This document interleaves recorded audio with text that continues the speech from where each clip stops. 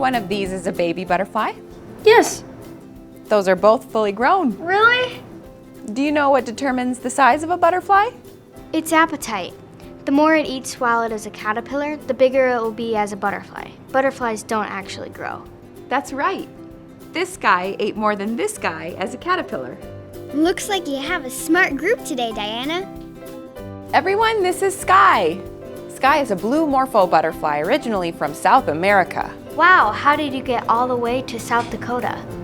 I flew on an airplane. What Sky means is that she was flown here while she was a chrysalis with a bunch of other butterflies before they emerged. We'll talk about butterflies later. Right now, let's talk about fish. Our fish expert is just over here. Everyone, this is Finn. G'day, mates. So do you know what ocean animals are like the doctors of the ocean? Surgeon fish? No, but that's a good guess. Shrimp are like the doctors of the ocean. They eat bugs and dead tissue off of fishes and turtles so they don't get sick. What are these orange and black fish? I've seen them before. They are a special fish called clownfish. They live with these animals called anemones. Do any of you know why? Anemones and clownfish work together to take care of each other. That's right. Anemones actually sting other fishes except for the clownfish. So clownfish can live in the anemone's tentacles where they are safe from predators. The clownfish also keep the anemone clean so it doesn't get sick. That's pretty cool. Anemones are also named after the anemone flower. That's why they are sometimes called the flowers of the sea. Anemones also move really slow. When mobile, they only move 3 to 4 inches an hour. Our oceans are full of fascinating creatures. Most of them can't even swim. At the Pacific Northwest tide pool in the aquarium, you can get to know friendly animals by gently touching with one finger. What is this thing for? Great question. The waves in the ocean are super important. The tide pool exhibit here is designed to reproduce wave actions just like the tide along the shore in nature. Water is stored up in here. Once the water level rises enough, the pressure builds up. Water rushes through the exhibit over the rocks and animals just like in real life. This flowing water removes waste, bringing oxygen and nutrients to the organisms that live in the tide pool. Without the motion of the waves, these animals would have nothing to eat. How about this one? That is a sea cucumber. This animal is truly amazing. When threatened, the sea cucumber fills with water like a water balloon. By filling with water, it gets stuck in between the rocks, making it difficult for predators to remove. What is this poking looking thing? Those are sea urchins. There are about 200 different kinds of urchins found in the ocean throughout the world. Urchins use tube feet to move and hold on to the ocean floor. They use their spines for protection. Don't be afraid, the sea urchins just want to give you a finger hug. Do you know that starfish have superpowers? What kind of superpowers? If a starfish gets injured and loses an arm, it will grow it back. Each of the tide pool animals has a different touch or feel, so be sure to touch the animals located in the front boxes. But some of these animals do not like to be touched, like the sea anemones. The fish-eating anemone gets its name because it can immobilize small fish with the stinging cells on its tentacles. What's that? That is a hawkfish. They don't have swim bladders to make them float, so they have to work hard to swim like people do. That's right. In our aquarium, we have different kinds of hawkfish. This one is called a giant Mex hawkfish. They live in the Pacific Ocean near Mexico. Let's see what else you remember. What do you call these colorful things that move with the water? Those are soft corals. Right again. Corals are thousands of tiny animals called polyps that grow and live together to make a colony like one big happy family. Some coral is soft and moves with the ocean current. Aren't these corals too?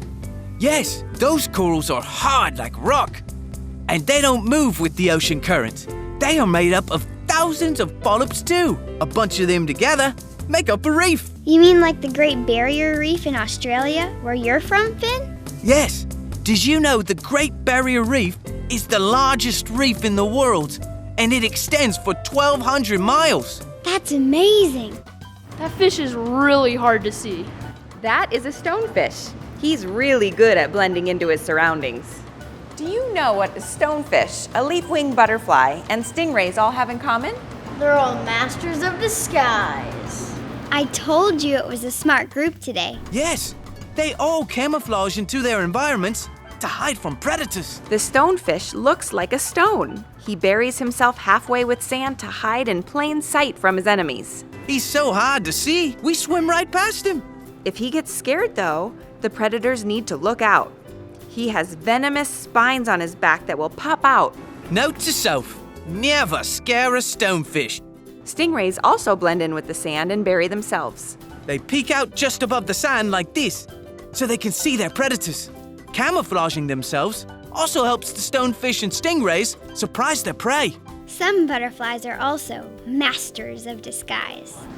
They sure are. Let's go to the butterfly house and check them out. Bye, Finn. Bye. Butterflies use their wings in many ways.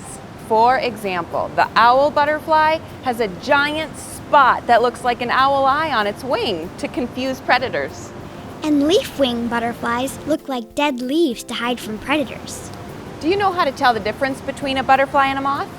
It can be pretty tricky. You can look at its antenna. Moths have furry antenna, and butterflies have smooth antenna. Do you suppose moths get fuzzy reception from their antenna? Here we have an atlas moth from Asia. It's the largest moth in the world, and it's as big as a dinner plate.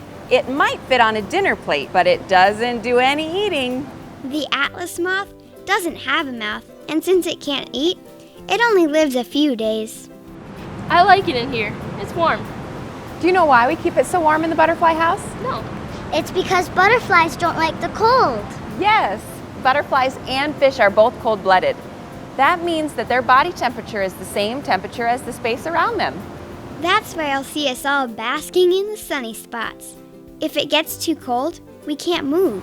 Also, the butterflies in the butterfly house are from tropical rainforests where it's warm year-round. But some butterflies live where it's warm in the summer, but cold in the winter. They will migrate to a warmer location in the winter, sort of like some of your grandparents. Tell your family and friends what you learned, or come back to the Butterfly House and Aquarium and bring your friends. Yes, you get to interact with nature's most beautiful animals, like me. And you'll learn something new every time. And you can never learn too much about nature. That's the end of our tour. Thanks for visiting, everyone.